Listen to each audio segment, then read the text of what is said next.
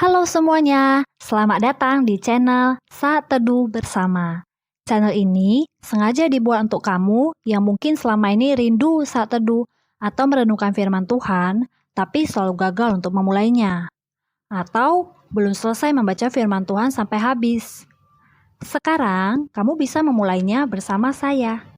Setiap pasal-pasal yang saya bacakan, kamu juga bisa ikutan membacanya ya.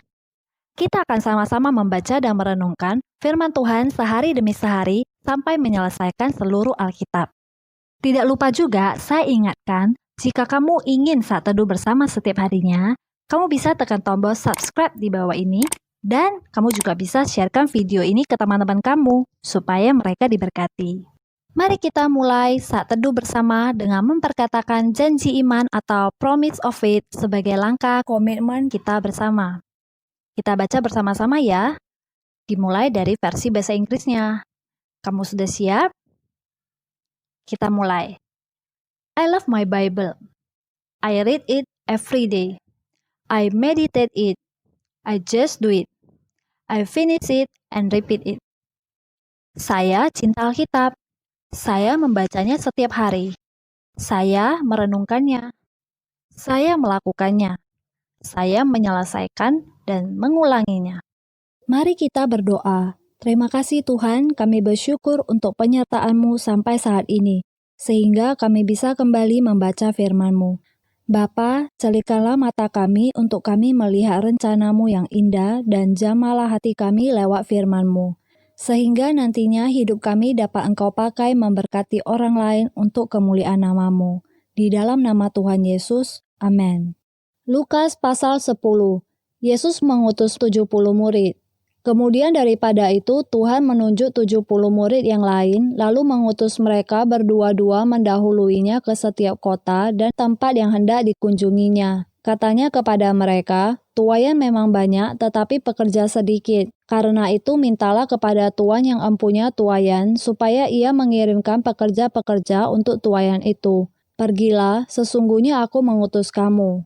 Seperti anak domba ke tengah-tengah serigala. Janganlah membawa pundi-pundi atau bekal atau kasut, dan janganlah memberi salam kepada siapapun selama dalam perjalanan.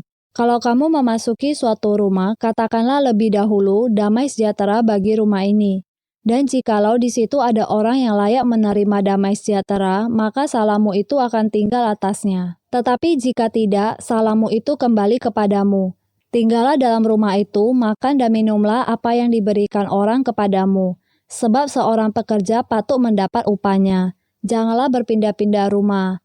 Dan jikalau kamu masuk ke dalam sebuah kota dan kamu diterima di situ, makanlah apa yang dihidangkan kepadamu, dan sembuhkanlah orang-orang sakit yang ada di situ, dan katakanlah kepada mereka, kerajaan Allah sudah dekat padamu. Tetapi jikalau kamu masuk ke dalam sebuah kota dan kamu tidak diterima di situ, pergilah ke jalan-jalan raya kota itu dan serukanlah, juga debu kotamu yang melekat pada kaki kami kebaskan di depanmu. Tetapi ketahuilah ini, kerajaan Allah sudah dekat. Aku berkata kepadamu, pada hari itu Sodom akan lebih ringan tanggungannya daripada kota itu. Yesus mengecam beberapa kota. Celakalah engkau Korazim, celakalah engkau Betsaida, karena jika di Tirus dan di Sidon terjadi mujizat-mujizat yang telah terjadi di tengah-tengah kamu, sudah lama mereka bertobat dan berkabung. Akan tetapi pada waktu penghakiman, tanggungan Tirus dan Sidon akan lebih ringan daripada tanggunganmu. Dan engkau Kapernaum, apakah engkau akan dinaikkan sampai ke langit? Tidak, engkau akan diturunkan sampai ke dunia orang mati. Barang siapa mendengarkan kamu, ia mendengarkan aku. Dan barang siapa menolak kamu, ia menolak aku. Dan barang siapa menolak aku, ia menolak dia yang mengutus aku. Kembalinya ke 70 murid. Kemudian ke 70 murid itu kembali dengan gembira dan berkata, Tuhan, juga setan-setan takluk kepada kami demi nama-Mu. Lalu kata Yesus kepada mereka, Aku melihat iblis jatuh seperti kilat dari langit. Sesungguhnya aku telah memberikan kuasa kepada kamu untuk menginjak ular dan kalajengking dan kuasa untuk menahan kekuatan musuh, sehingga tidak ada yang akan membahayakan kamu. Namun demikian, janganlah bersukacita karena roh-roh itu takluk kepadamu, tetapi bersukacitalah karena namamu ada terdaftar di sorga. Ucapan syukur dan bahagia. Pada waktu itu juga bergembiralah Yesus dalam Roh Kudus dan berkata, Aku bersyukur kepadamu Bapa, Tuhan langit dan bumi, karena semuanya itu Engkau sembunyikan bagi orang bijak dan orang pandai, tetapi Engkau nyatakan kepada orang kecil.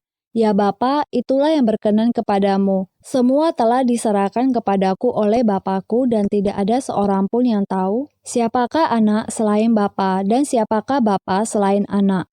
Dan orang yang kepadanya anak itu berkenan menyatakan hal itu. Sesudah itu berpalinglah Yesus kepada murid-muridnya tersendiri dan berkata, "Berbahagialah mata yang melihat apa yang kamu lihat. Karena aku berkata kepada kamu, banyak nabi dan raja ingin melihat apa yang kamu lihat, tetapi tidak melihatnya, dan ingin mendengar apa yang kamu dengar, tetapi tidak mendengarnya." Orang Samaria yang murah hati.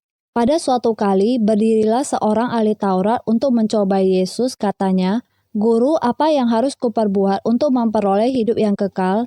Jawab Yesus kepadanya, "Apa yang tertulis dalam hukum Taurat? Apa yang kau baca di sana?" Jawab orang itu, "Kasihilah Tuhan Allahmu dengan segenap hatimu dan dengan segenap jiwamu dan dengan segenap kekuatanmu dan dengan segenap akal budimu dan kasihilah sesamamu manusia seperti dirimu sendiri." Kata Yesus kepadanya, "Jawabmu itu benar. Perbuatlah demikian, maka engkau akan hidup." Tetapi untuk membenarkan dirinya, orang itu berkata kepada Yesus, "Dan siapakah sesamaku manusia?" Jawab Yesus, "Adalah seorang yang turun dari Yerusalem ke Yeriko. Ia jatuh ke tangan penyamun-penyamun yang bukan saja merampoknya habis-habisan, tetapi yang juga memukulnya dan yang sesudah itu pergi meninggalkannya setengah mati."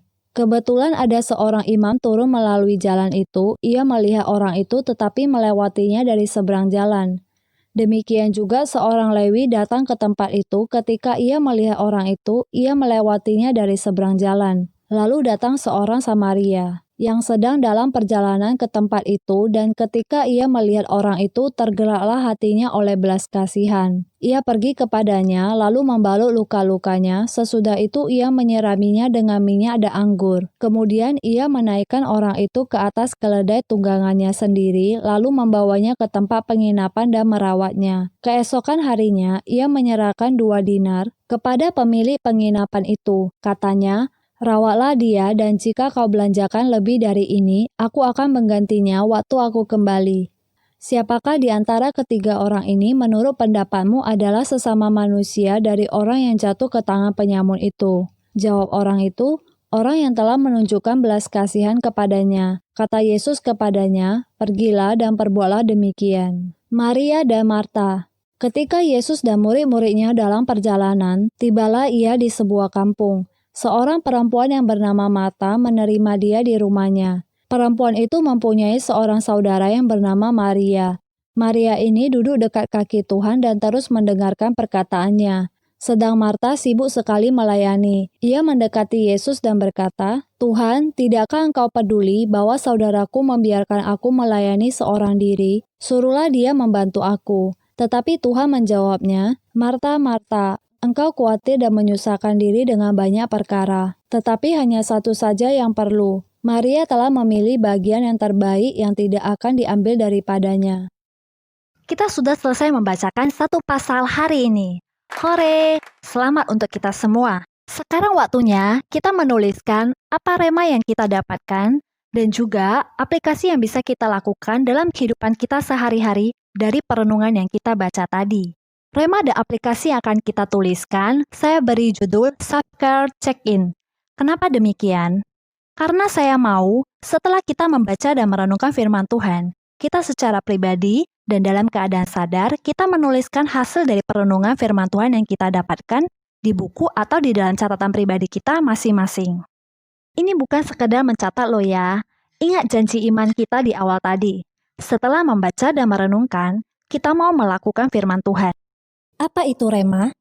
Rema itu adalah perkataan Tuhan secara spesifik kepada orang tertentu dengan kebutuhan tertentu. Biasanya mengambil ayat tertentu. Tapi di sini bisa juga kita langsung menuliskan saja rema yang kita dapatkan dengan bahasanya kita sendiri. Dan berikut aplikasi. Apa itu aplikasi? Aplikasi adalah melakukan atau mempraktekkan sesuatu yang kita mengerti. Jadi di sini, sesuatu yang mau kita lakukan, cukup tuliskan satu saja. Kalau bisa sejelas atau sedetail mungkin, Apa yang mau kita lakukan atau kita ubah dari rema yang kita dapat? Rema yang saya dapatkan dari Lukas pasal 10 ada di ayat pertama sampai ketiga. Dari ayat-ayat itu saya menangkap ini. Gereja adalah tempat kita diperlengkapi untuk menjadi murid Kristus. Karena itu aplikasi yang mau saya tuliskan di sini adalah saya mau menjadi murid Kristus yang memuridkan orang lain. Apa nih rema dan aplikasi yang kamu dapatkan? Rema dan aplikasi dari kamu bisa tuliskan di dalam kolom komentar di bawah ini ya, agar saya dan teman-teman yang lain bisa diberkati. Mari kita akhiri pembacaan firman Tuhan hari ini dengan doa. Mari kita bersatu di dalam doa. Tuhan Yesus, kami sudah selesai membaca merenungkan firman-Mu. Biarlah hari ini kami semakin kuat berjalan di dalam rencana-Mu. Pegang tangan kami ya Bapa, di dalam nama Tuhan Yesus. Amin. Terima kasih. Sampai ketemu lagi. God bless.